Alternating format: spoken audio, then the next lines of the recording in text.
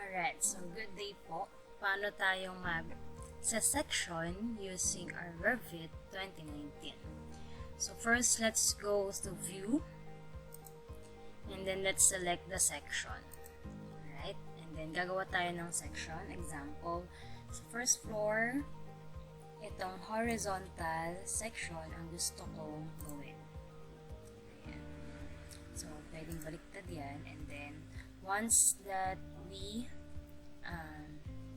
have that sa ating scale, example, 1:100 yung gusto ko. And then, yun lang. And then, apply. Once we apply that, so, let's see yung ating crop size, and then sa atin pong crafting views or sa section natin, select ngayon natin, and then doon natin makita yung ating section. Again, doon tayo punta sa first view natin sa section, and then let's have that section. Okay. Yan. Section building. And then another section, kung kayo ay gagawa ng section.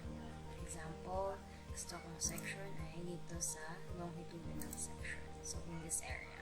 So, automatic meron tayo section 1 and section 2. So, once we select the section 2, the longitudinal, we will go to see your longitudinal section. So, that's it for the short section. Thank you.